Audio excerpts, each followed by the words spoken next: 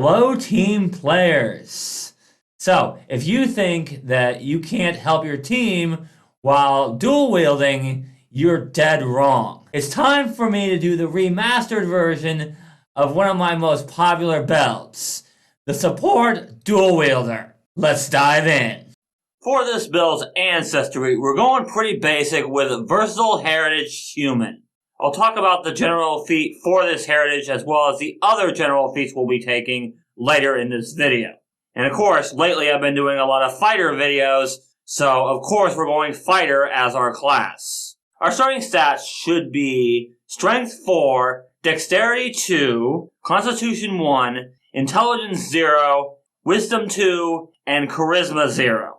For our first class feat, we're going to be going with Double Slice, allowing us to make 2 attacks at our full attack bonus. Then for our ancestry feat, we're gonna take Natural Ambition for Sudden Charge. After all, we need to get right up in there and start attacking right away. Because the more time a problematic enemy spends attacking us, the less time they spend attacking other party members. I know I usually cover general feats at level 3, but since we're going versatile heritage human and it really doesn't matter which general feat we end up picking for our heritage, I'm just going to go over them now. You are of course going to want to take the standard Die Hard Toughness and Canny Acumen, this time for our will saves. For our other 3 general feats, you'll want to take Fleet, Incredible Initiative, and Untrained Improvisation. Like I said, it really doesn't matter which of these you take for your heritage, but we will need all of these general feats at some point. Okay, for level 2, our charisma is not going to be good, but frightened is way too good of a condition to pass up. So we'll be taking Intimidating Strike. This allows us to frighten foes if we hit without needing charisma at all. And for our free archetype, we're going to be taking the Ranger dedication. We're going to be using the Ranger archetype mostly for our recall knowledge. So we will want to be increasing our intelligence for this build. I already covered general feats for this build, so at level 4 we'll be taking Twin Parry.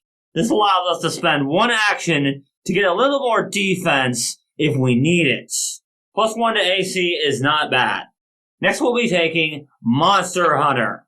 So when we hunt prey, we can do a recall knowledge as part of that action. In addition, if we critically succeed, then we can give our allies a bonus on their attack rolls, as well as, of course, ourselves. For our level 5 ancestry feat, we're just going to take Cooperative Nature. Put simply, this is just a +4 on aid checks. And aiding another ally is always good, especially with the lower DC we have now of 15. For team report number 1, the weapons we're going to want to be dual wielding are a rapier and a sickle. The main reason for these is so that we can use those traits, specifically the disarm and trip traits, as those will allow us to disarm and trip foes without needing a hand free. And the reason we're going sickle in the second hand is because that has the agile trait, which is going to be very important later. Your actions are mostly going to be spent attacking.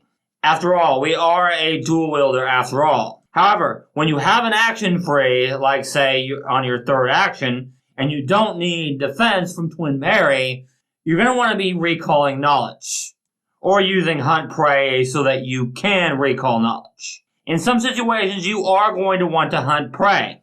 But at least with Monster Hunter, we do get a recall knowledge on top of that. Bottom line here is, you are going to be wanting to trip and disarm opponents, especially with the feats we're going to be taking later. And when you're not doing that, or getting defense, or recalling knowledge, just attack. Okay, Disarming Stance will give us a bonus on our disarm checks and to our defense against being disarmed, and Monster Warden will give us and our allies a bonus on our defenses whenever we critically succeed on a recall knowledge.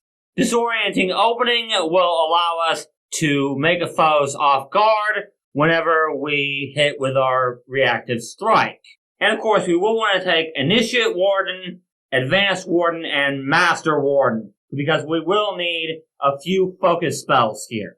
For Initiate Warden, we'll want to take Gravity Weapon for a little extra damage. Honestly, best one here. For Advanced Warden, we'll want to take Hunter's Luck, essentially giving us advantage on recall knowledge checks if we spend a focus point. And finally, we'll be able to slow down enemies with the spell we'll take for Masterful Warden, Ranger's Bramble. And of course, we'll want to take Twin Riposte to allow us to disarm opponents that critically fail a strike against us. Well, of course, we are benefiting from Twin Parry. And of course, I skipped over a Ancestry feat, so we're going to take Cooperative Soul at level 9. As long as we are an expert in the skill we're aiding, we can no longer fail or critically fail on checks to aid. In other words, if we want to aid someone with athletics, then we can no longer critically fail or fail. And of course, at level 13, we'll be taking Incredible Improvisation. This will effectively make us an expert in one skill we're untrained in once per day. And it's a free action, so we can use this on aid if we want. Moving on, we have 2-Weapon Flurry, allowing us to make 2 attacks for 1 action. And Scout's Warning will help our allies go first in combat.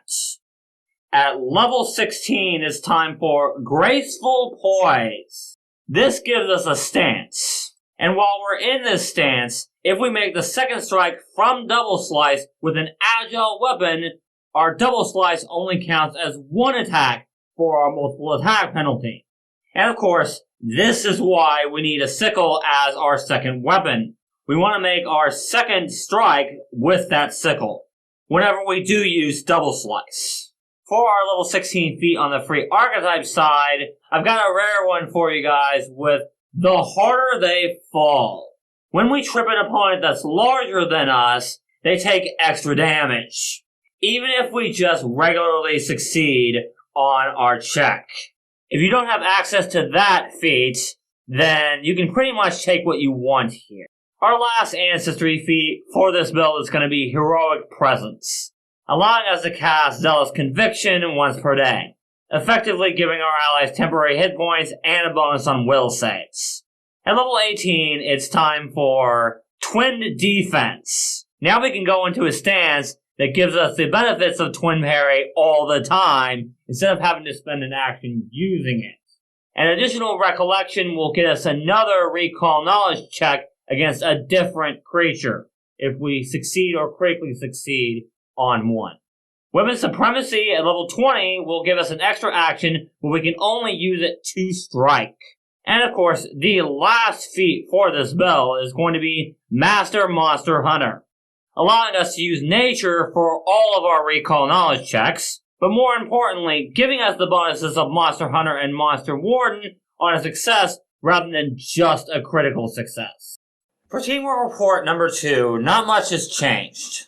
We're just better at everything this build wants to do, from striking to tripping people to disarming them, and even recall knowledge.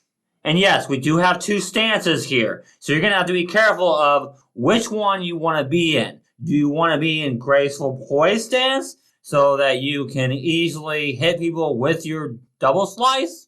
Or do you want to be in your Twin Defense stance, so you're harder to hit? That's going to depend on the situation. And of course, you are going to want to use that Ranger's Bramble focus spell when enemies are getting past you too easily, as part of this build is to protect your squishy allies. But if you guys enjoyed this build, go ahead and leave a like, and if you're interested in a Google Sheet for this and a bunch of other builds, you can check out the Patreon page in the description below, as well as the links to my social media and my Discord. If you're looking for a different type of fighter build that uses a whip, you can check out this video here. Thank you guys so much for watching, and until next time, teamwork is vital. It helps us solve problems.